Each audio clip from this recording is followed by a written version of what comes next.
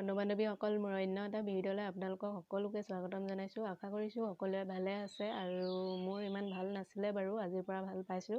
চৰ্দি আৰু জ্বৰ হৈ আছিলে, একেবাৰে গা বেয়া হৈ আছিলে।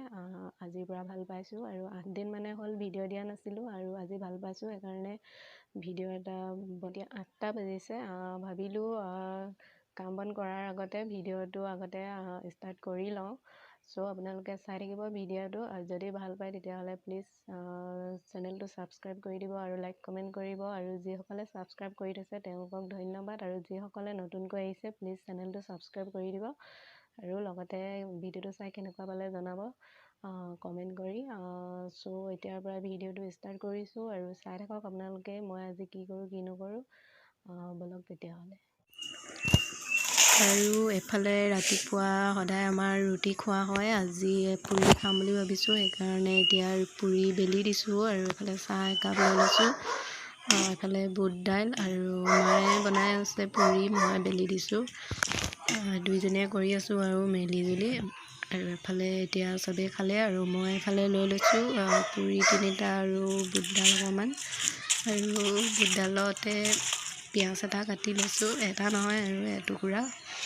মই এনেদৰে খাই ভাল পাওঁ, সেইকাৰণে কাটি লৈছোঁ এনেকৈ। আৰু এয়া আছে দুপৰীয়া আজি পোলাও বনাব মায়ে, সেইকাৰণে চাউলখিনি ধুই মেলি এনেদৰে খৰাহি এটাত থৈ দিছোঁ। আৰু এইখিনি জহা চাউল হয়।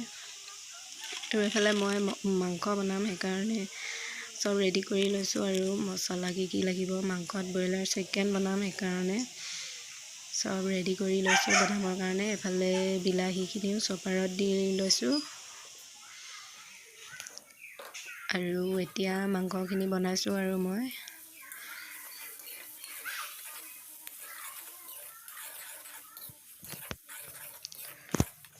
আৰু এই মাংস আৰু আলুখিনি মই আগতে ফ্ৰাই কৰি লৈছিলোঁ। আৰু ব্ৰইলাৰ মাংস মানে সদায় আমি খাবলৈ হ'লে ব্ৰইলাৰ মাংসটো ফ্ৰাই কৰি লওঁ, কাৰণ ব্ৰইলাৰ মাংসটো ঢিলা হৈ থাকে নহ'লে বনোৱাৰ পাছত। আৰু আমাৰ ঘৰৰ মানুহে মা দেউতাহঁতি তেনেকৈ খাবলৈ বেয়া পায়, সেইকাৰণে সদায় ফ্ৰাই কৰি দিলে অলপ টাইট হৈ যায়, সেইকাৰণে তেনেকৈ ফ্ৰাই কৰি লওঁ। আৰু মোৰ মাংস বনোৱা হৈ গ'ল, আৰু এফালে মাৰ পোলাও হৈ গ'ল বনোৱা। এয়া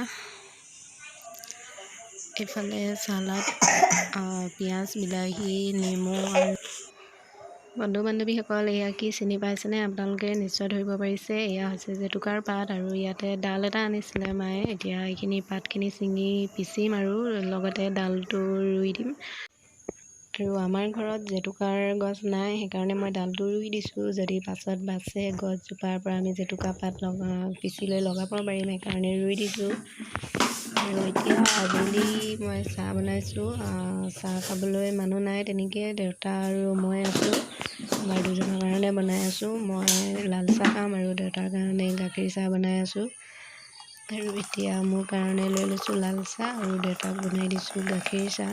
দেউতাই মানে লাল চাহ খাই বেয়া পায়, সেইকাৰণে গাখীৰ চাহ বনাই দিছোঁ। খাই কোনোবা এটা টাইমত লাল চাহ।